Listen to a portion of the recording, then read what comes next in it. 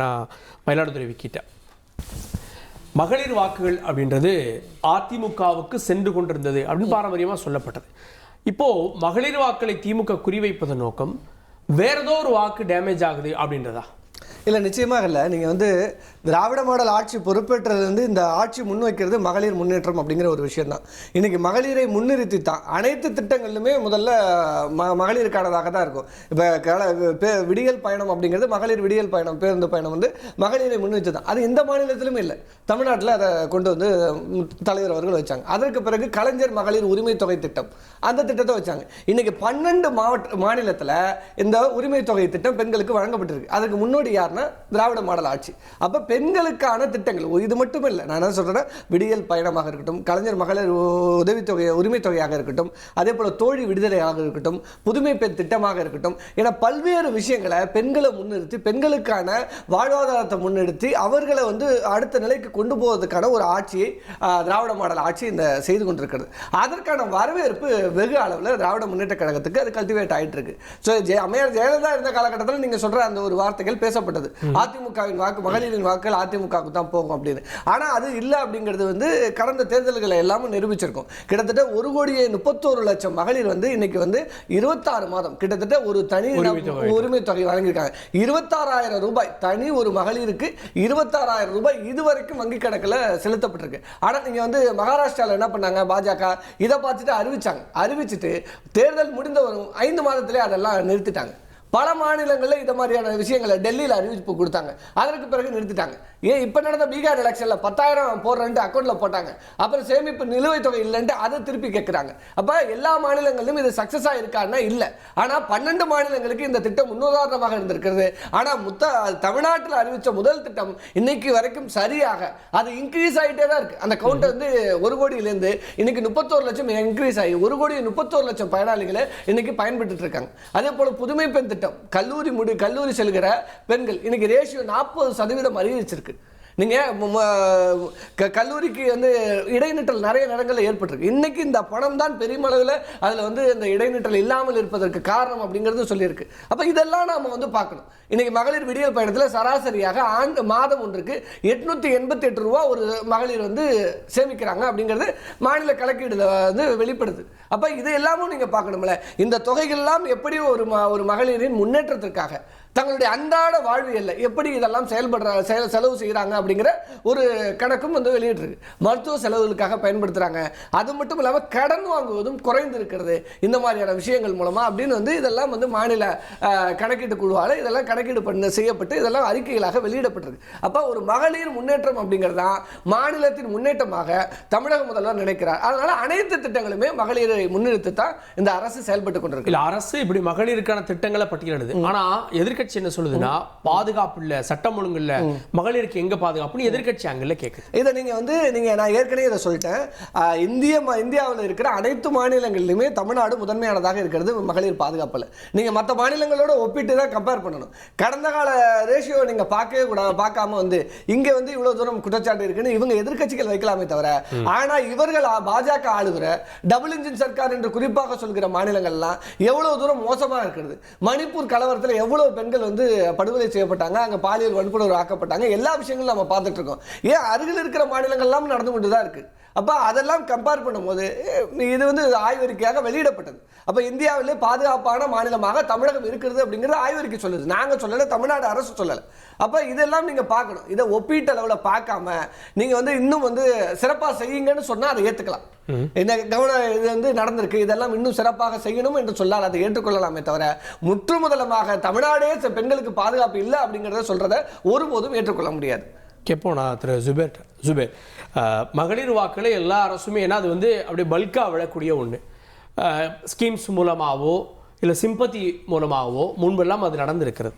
ஆனால் இப்போ டார்கெட் பண்ணுறது அப்படின்றது அவர் சொன்ன மாதிரி பெண்களுக்கான திட்டங்கள் நிறைவேற்றியிருக்கோம், அதனால டார்கெட் பண்ணுறதை தாண்டி வேறு ஏதோ இடத்துல டேமேஜ் ஆகுது. விஜயால் யங்ஸ்டர் ஓட்டு குறையுது, அதை காம்பன்சேட் பண்ணுறதுக்கு மகளிர் ஓட்டுகளை கான்சன்ட்ரேட் பண்ணுறாங்களா?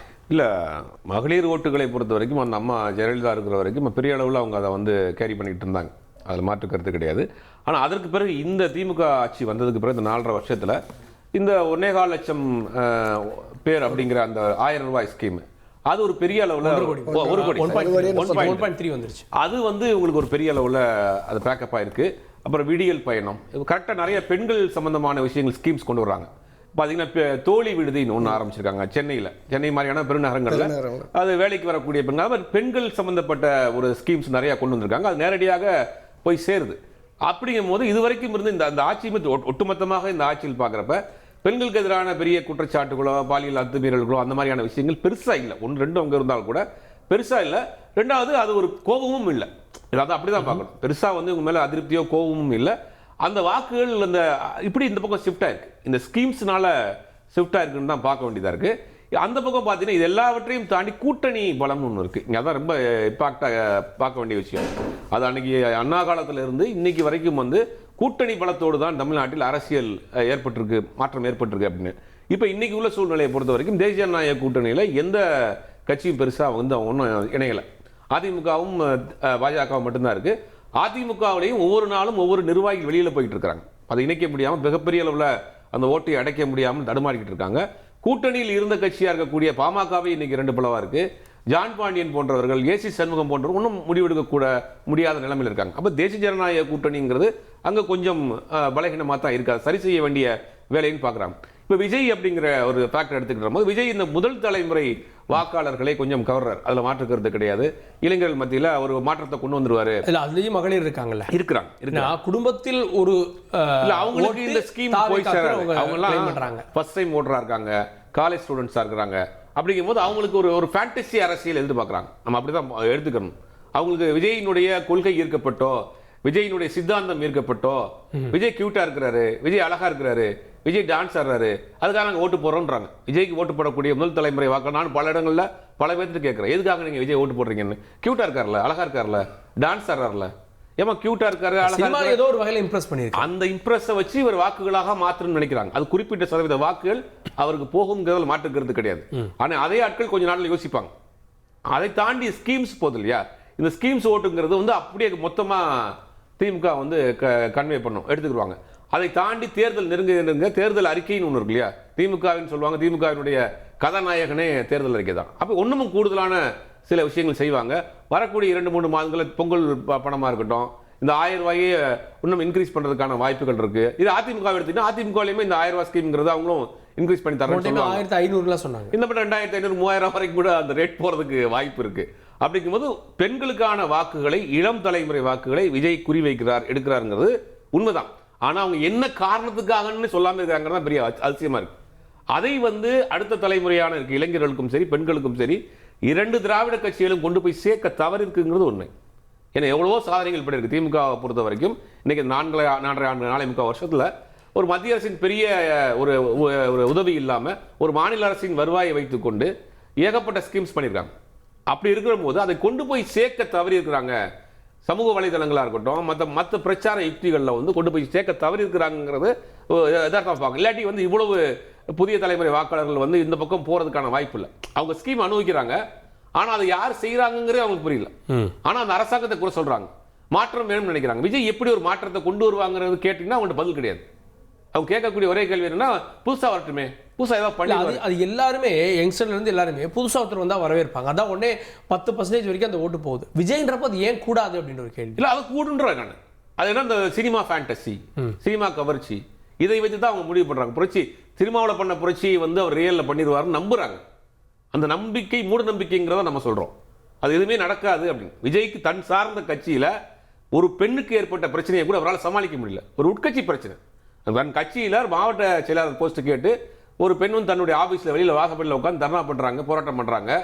கட்சி ஆஃபீஸ்க்குள்ளே உட்காந்துக்கிட்டு இவர் அதை வேடிக்கை பார்க்குறாரு. தன் கட்சியில் நடக்கக்கூடிய ஒரு சிறு பிரச்சனையை கூட, ஒரு பெண்ணுக்கு ஏற்பட்ட பிரச்சனையை கூட சால்வ் பண்ண முடியல. அதே மாதிரி தமிழ்நாட்டில் இருக்கக்கூடிய லட்சக்கணக்கான பெண்களுக்கு பிரச்சனை இருக்குது. எப்படி 8 கோடி மக்களுடைய பிரச்சனையை விஜய் எப்படி ஃபேஸ் பண்ணுவார்? விஜய் ஒவ்வொரு பிரச்சனையும் கண்டு ஓடுறாருங்கிறத நிறைய சம்பவத்தில் பார்க்குறோம். நம்ம கரூர் சம்பவத்திலேருந்து லாஸ்ட்டாக அஜிதா போராட்டம் வரைக்கும் பார்க்குறப்ப ஒரு பிரச்சனையை கண்டு அவரால் ஃபேஸ் பண்ண முடியல, ஒரு பிரச்சனையை அவரால் சமாளிக்க முடியல.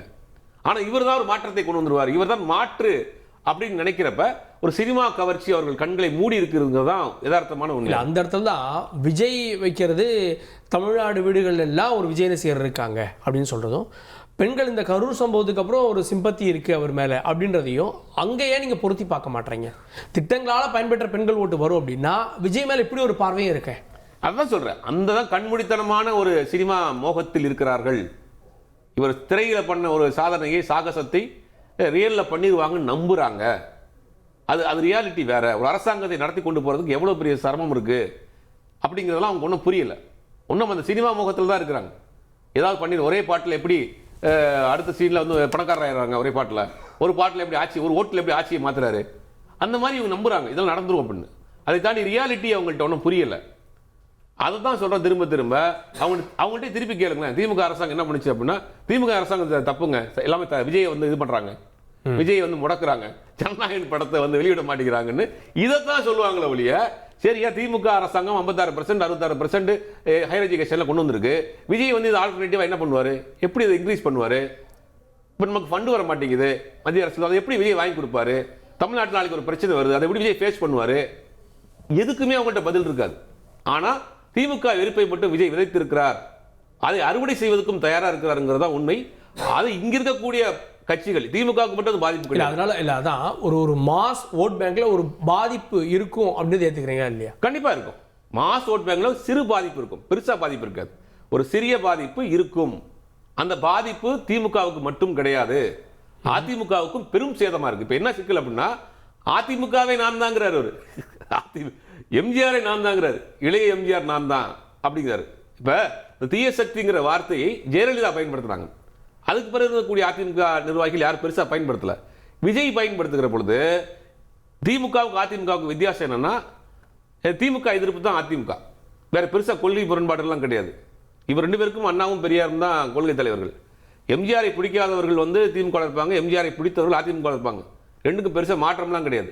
அப்ப இவங்க என்ன பண்றாங்கன்னா, இந்த ஜெயலலிதா அவர்கள் பண்ணி அந்த வேலையை இன்னைக்கு விஜய் கையில் எடுத்திருக்காரு.